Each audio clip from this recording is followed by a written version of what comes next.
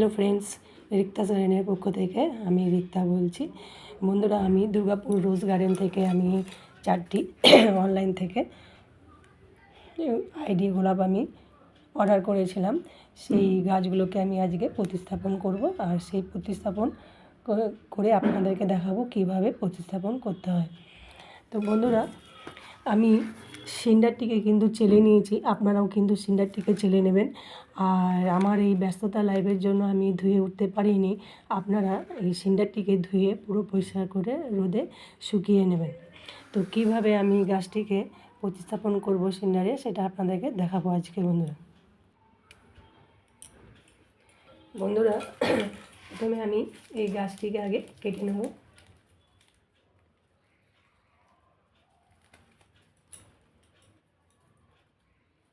এই দড়ি একটা বাঁধা আছে, এই দড়িটিকে আমি আগে প্রথমে কেটে নিয়েছি।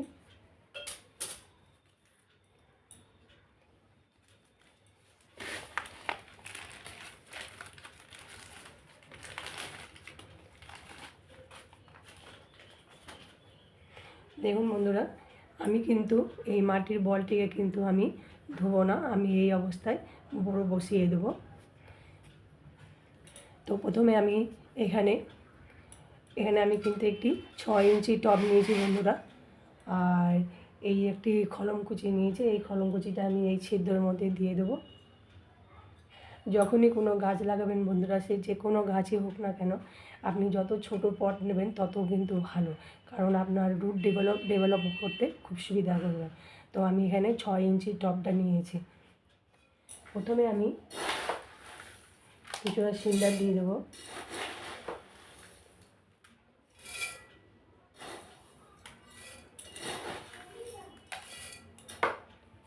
বন্ধুরা, আমি আগের ভিডিওতে দেখিয়েছিলাম যে সিন্ডারে কীভাবে গাছ লাগাতে হয়, সেখানে কিন্তু আমি হাড় গুঁড়ো এবং ভার্মি দিয়েছিলাম। এখানে কিন্তু আমি ভার্মি আর হাড় গুঁড়ো দেবো না, পুরো প্লেন সিন্ডারে বসাবো।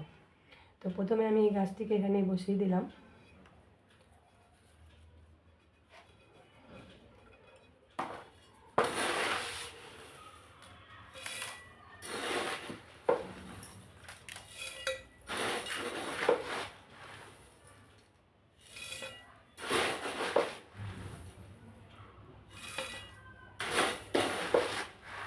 বন্ধুরা, আমি কিন্তু এখানে কোনো পাতা ছাড়বো না। দেখুন এই পাতাগুলো, দেখুন কত সুন্দর পাতা। শীতকালে যখনই কোনো গোলাপ গাছ লাগাবেন তখন কিন্তু পাতা ছাড়তে লাগে না, এই অবস্থায় বসিয়ে দিলে কোনো কিচ্ছু হবে না।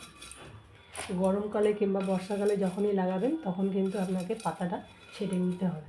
বন্ধুরা, আমি কিন্তু এই গ্রাফটিংয়ের নিচে কিন্তু আমি এই সিন্ডারটা রেখেছি। আমি কিন্তু গ্রাফটিংয়ের উপরে কিন্তু সিন্ডার দিইনি, এর নিচে আছে।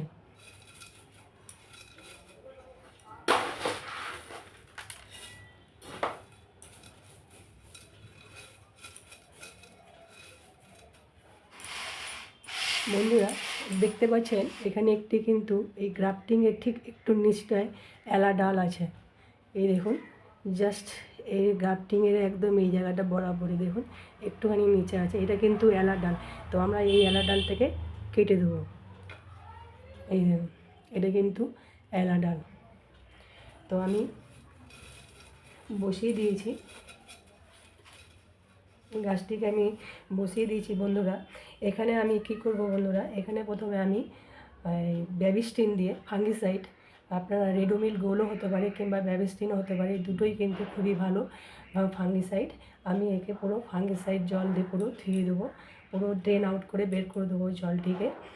আর এদিকে আমি এখন 3 দিন পর্যন্ত রাখবো, শুধু জল দিয়ে রেখে দেবো। একে কিন্তু আমি কোনো কিছু এখন দেবো না। কিন্তু আমি কি করব, যে 3 দিনের পর থেকে আমি কিন্তু রুট ট্রিটমেন্ট করব। রুট ট্রিটমেন্ট বলতে কী বোঝায়, আমরা 12-61-0 দেবো। 12-61-0তে কিসে দেবো, 12-61-0 1 লিটার জলে দেবো বন্ধুরা। 1 লিটার জলে 1 ml করে দেবো। 1 লিটার জলে আমরা 1 গ্রাম করে 4 দিন, তার সাথে ম্যাগনেসিয়াম সালফেট, যেটা ইপসাম সল্ট বলি আমরা, সেটাকে দেবো 1/2 গ্রাম। দুটোকে একত্রে মিশিয়ে দিয়ে আমরা কিন্তু এটিকে 4 দিন এইভাবে দেবো।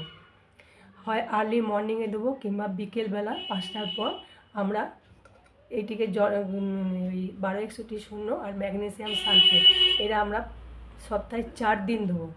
সপ্তাহে 4 দিন দেবো বন্ধুরা। আমাকে রুট ট্রিটমেন্ট 30 দিন করতে হবে, তো আমি 4 দিন শুধু 1261 1 গ্রাম 1 লিটার জলে আর 1/2 গ্রাম ম্যাগনেসিয়াম সালফেট একত্রে মিশিয়ে আমি হয় আর্লি মর্নিংয়ে কিংবা বিকেল 5টার পর আমি দেব। তারপরে 4 দিনের পর 5 দিনের মাথায় আমি দেবো হিউমিক অ্যাসিড। হিউমিক অ্যাসিড আমরা কত দিতে পারি বন্ধুরা? এখানে মানে হিউমিক অ্যাসিড আমরা 1 লিটার জলে 1 গ্রাম দেবো।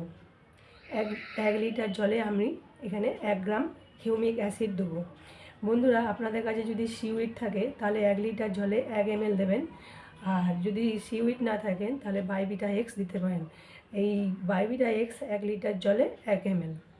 এইভাবে আমি 30 দিন রুট ট্রিটমেন্ট করব, কিন্তু এখন কোনো খাওয়ার চলবে না বন্ধুরা, শুধু এই 30 দিনই চলবে। 30 দিন এই রুট ডেভেলপ মানে 30 দিন এই রুট ট্রিটমেন্ট করার পর দেখবেন বন্ধুরা, আপনারা নিজেরাই দেখতে পারবেন যে গাছটি কত সুন্দর গ্রোথ হয়েছে।